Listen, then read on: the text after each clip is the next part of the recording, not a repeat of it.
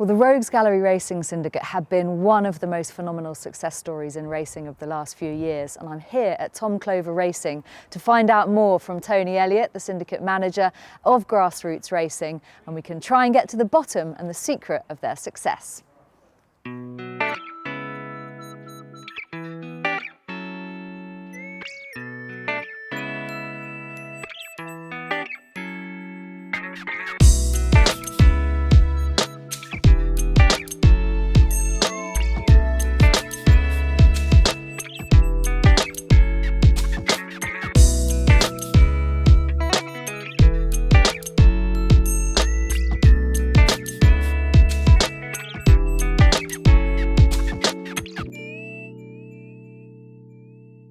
Tony, it's a pleasure to see you here today, and I say the most phenomenal success. It really has been an incredible journey for your team. Just tell us a little bit about the last few years and what it's been like for the syndicate members. Basically, it's a dream come true. It's a pinch yourself moment. We've gone on. We started off as a very small syndicate, and it's grown and grown.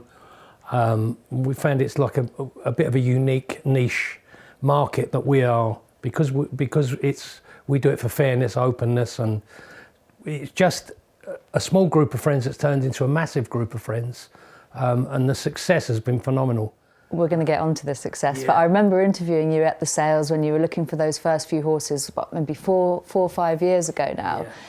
At that time, I mean, you could tell the fun. You had, lots of people up there at the sales enjoying the experience. Has that been really important to you in terms of just getting people involved and not just getting an email every week about what their horse is up to, having that community spirit with the syndicate? Yeah, it's been massive for us. Absolutely, we've got so many friends out of it, and the way it's run. And yeah, when you look back, that was 4 years ago, that interview I did with you when we was buying our first horses, and the journey we've been on has just been incredible. More or less, like into Europe and Royal Ascot and everywhere we've been, for a small syndicate to grow as quickly as we have and be as successful as we have, it's just been incredible. And it's, please God, we can do it again in the coming year. So, prior to getting involved with Rogues Gallery, you'd had plenty of experience in horse racing and getting people along for the journey. How much has that kind of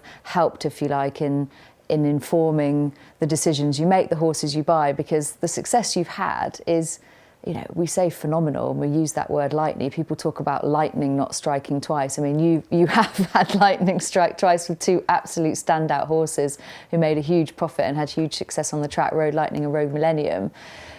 How do you do it? What's the formula? I think I've been brought up the hard way in racing, because I started at the bottom all on my own. My first horse cost £3,000, Hold the Bucks, and he won a few races, and it was like, you get into it and then you get deeper into it. And I feel I like to class myself as a bit of a winner, very hard trier.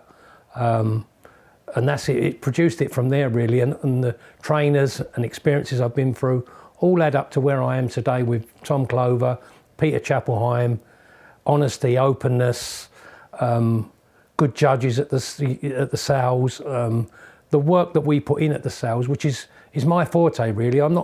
People don't really know who I am, but I really, really study form, study the breeding, study all the bits and pieces. And I much prefer that to the actual racing. Yeah. But obviously the racing comes first, because that's where you get your money back.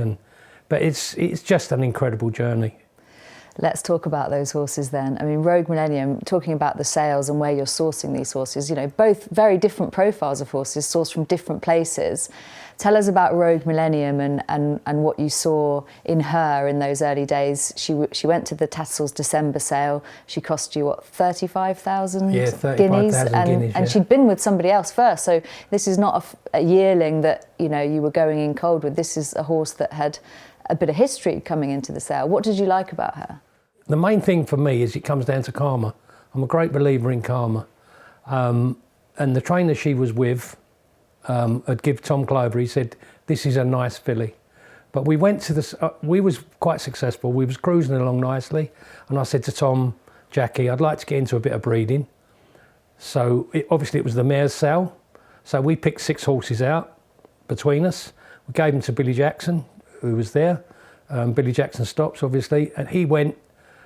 He marked our card on, and we had 3 written down, and we ended up with this horse, mainly because the trainer that had her before said she went all right, and we couldn't believe. I think this Shadwell dispersal thing was fantastic.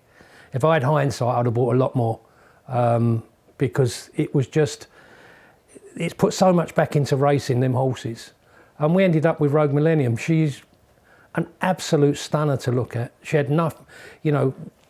Coming up to the big sale when we were selling her, we had people criticising this is wrong and that's wrong. And it really upset me, because she absolutely fantastic, great big, beautiful filly with a fantastic action, and the way she presented herself, she knew she was good. Brilliant. And there can't have been that much wrong with her. 1.65 million. I mean, what a return on investment for people.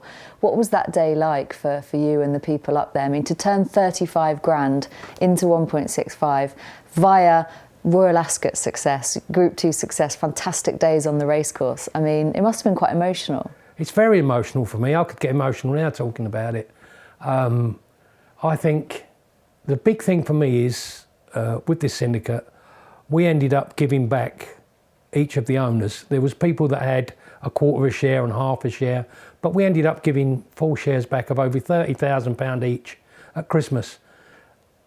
And it's like, I've not heard of that before in racing. No. There must be other syndicates that have give money back, but we proved what we was out to do, and we done it. And all them people have just, they've all invested again. You know, we've got some fabulous horses now, which we'll talk about, our 2-year-olds, with Tom in a little while, but it's just, the journey has been incredible, and people coming up realised what we had achieved, and people that were higher up in the sport have come up to us and said well done, and it's just been, I've been sort of half accepted more than ever before in racing. When I walk in there, people go, because when I started on my own, people must have thought, Jesus, what's he think he's doing? Because I've not got that horse racing background. And it's hard to overstate just how infrequently you can turn 35 grand via racecourse success into such a huge sales price at the end of her career, and have so much fun along the way. But you not only did it once, you did it twice. Tell us about Rogue Lightning's journey. Well, just going back on that, I don't think it's hit me yet, the enormity of 35 grand into 1.75 million pounds.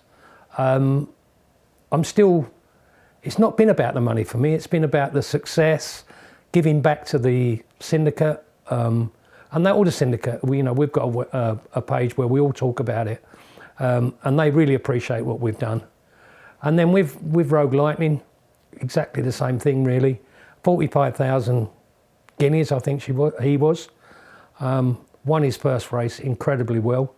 Richie was actually interviewing on that day, and I could hear him screaming while he was being interviewed, or he was interviewing people, and we come away from there thinking we've got a world beater. Then it all went wrong. And which is the highs and lows of racing, and that must be something you kind of have to educate people about along the way. Which is difficult, because now a lot of my owners are thinking, well, we're going to do it again this year, which I believe we will, I really do. But Rogue Lightning, he went downhill from there after 4 runs. I said to Tom, I think we better get rid. He said, well, let's geld him first. He's obviously got an engine, and the comeback after gelding was phenomenal. It was phenomenal. I said I still believe, and it's a big statement, I still believe he could be the fastest horse in the country. I still really, really believe that in my heart. I believe he's going to win a Group 1. Tom didn't want to sell him. Tom was putting everyone off. He does this wrong and he does that wrong. And I said, Tom, look, it's $1 million. I'm going to put $1 million reserve on him. If we sell him, it's good for the syndicate and good for us. If we don't, we keep him. And Richard Brown from Wethnan obviously bought him. And it turned out to be fantastic for Tom, because the horse stays at Tom's, and hopefully he's going to go on and prove me right, which, please God, which is the other nice thing, because both horses, Millennium and Lightning, Millennium's gone to Aidan O'Brien's, so we're going to see her in her 5th year, which I'm convinced she's a Group 1 horse. We was just in a position where we couldn't afford to turn down them sort of figures. So reinvestment now off the back of these two huge horses, amongst others that have done really well for your team as well. How excited are you about this season, and what have you got to go to war with this year? We've got our 3-year-olds. We've cleared the decks a little bit. Yeah. Because we are a syndicate that doesn't want. We don't just want to go racing. We want to be competitive, whatever we're doing. So we've cleared the decks a bit, and I think we've got 5 or 6 3-year-olds that we really like. One runs Wednesday, Rogue Encore, that we've bought the half brother to. Rogue Encore is a very, very smart horse, and we've got big hopes for him on Wednesday. He could be, we call him our Guineas horse, our French Derby horse. We're always dreaming. We're dreamers. That's exactly what this syndicate is about. We've not got millions and millions. We're playing with all the big boys, and I think we're playing at a really good level with it. So. But we've got others, if in a minute you're better to talk to Tom about the what he feels on them horses, because I have this problem with I get too excited and I have to sort of put myself down, and Tom says to me, what about this? And Peter Chubb-Heim says to me, what about this? And I go, look, you do it your way and then at least I can blame you. It's that sort of situation. And they're both, Tom puts his life into it, so, and Pete's a very good friend, and it just works so well. But getting a million for Rogue Lightning at Royal Ascot on a Goff's Boutique day, yeah. I think he was probably the only horse that sold that day. Very emotional, and that was the start of it for us. And then to go on and sell Millennium as well, it was just, I think we had something like 3.5 million. With sales and prize money. Crazy. From 80 grand. Unbelievable. Which is, you'd never get a return on investment in any other walk of life. So that's where we are with the horses, It's. And that emotion and excitement that clearly you have about your horses must spill over to make for a great experience for people. I have to be What's careful. a race day like for a Rogues Gallery syndicate member? What's a day out like with the team? You'd have to ask my wife. I start to break down 2 or 3 days before. She said I'm impossible to talk to, I'm this and I'm that and I'm grouchy, and it means that much, And it's like you say, you can be, they all say I wear my heart on my sleeve, and it's a passion for me, a real passion. And the money doesn't really, the money's fantastic. I don't want people to think, but the money is secondary to me. The success, when we won the Group 2 at Royal Ascot, honestly, I could have died. I had to go and lay on the fence because I was totally exhausted. It was just incredible. It was an exciting finish as well, I imagine. Wow, yeah. The heart palpitations were going. And, as far as your members go, what's the experience like of being involved in Rogues Gallery? Is there a chance to come and see the horses at the yard, days out? How does the syndicate work? I would like to think that we're the best in the syndicate market for that. When the weather's better, we probably visit Tom's here once a fortnight, something like that. Wow. On a Saturday morning, and invite everybody that wants to come.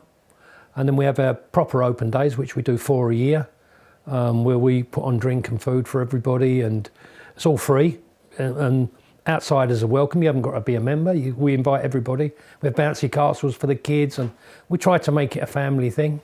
And my daughter runs the syndicate. She does all the paperwork and all that. She just puts so much effort into it, and in some occasions we're suffering, we're trying to do the very, very best we can, and then all of a sudden you get your moaners, you get this, you get that, and then you win a group race, and it's just unexplainable. For me, it was just incredible. And to get that outcome, it's, as you say, it's not huge money you're spending at the sales. 35 grand by anyone's standards is a lot of money, but in the context of the people that are competing at the top level in this sport, it's a very low entry point for people, and to spread the risk across. How much work goes into the sales, and how important are the team when you're trying to unearth those? Because presumably everyone's looking for those horses. Everyone's looking for the 35 grand horse they can turn into a million. I always say exactly what you've just said, and I look and I think, well, why aren't they looking at the one I'm looking at?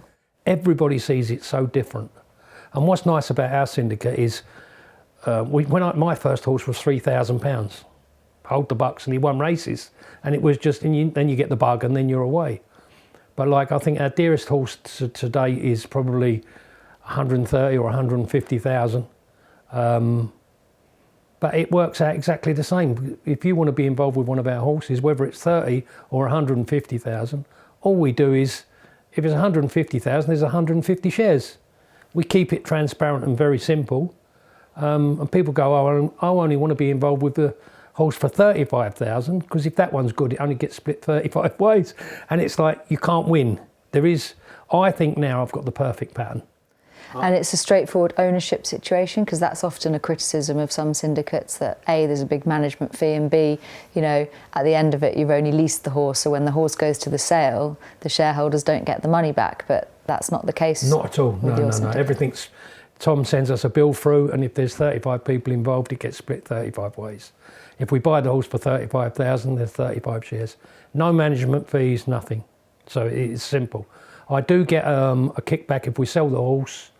Which is standard practice. Which would be, like everybody's. It's a performance-related reward, I think, because if we don't win anything, we don't get anything. Yeah. But I'm pretty much retired now, and this for me is such a passion. And I was at the beginning with Tom, and to come through this with Tom, I was with a lot of big owners a lot of big trainers that they're helping, but they're not really what we've got. Tom's like a son to me. I call him my young Henry Cecil, and we've come from like 10 horses through. This is the third yard we've been in, and now we've got like 30 horses, and we're going to be buying more at the Breeze Ups. It's just been an incredible journey. And he's proved himself to be a very shrewd trainer indeed. I think he's getting better with my help. I was going to say, what's been the key? What do you see in Tom, when you took him on? Because he was only just starting out. Yeah, I see in Tom. I actually, Pete was having his health issues, and for the syndicate's sake, I thought I'd better move along and try. And I interviewed a few people, and they interviewed me as well. It's the same both ways. Tom actually refused me because we had a budget. We couldn't pay what some of the trainers was asking, and then we had our second chat, and we've cracked it from there. Like I say, he said to me just now, what's this, what's that? I said, Tom, you decide. You're a trainer. I'm a car salesman, and what do I know really? Yes, I've been in it for 15, 17, 18 years now, but my knowledge wouldn't be like their knowledge in actually training and racing horses. I always put up my thought, and whether he listens or not, that's up to him. It's a game of opinions, and the opinions have produced the results. Congratulations on the success so far, and best of luck for the season ahead.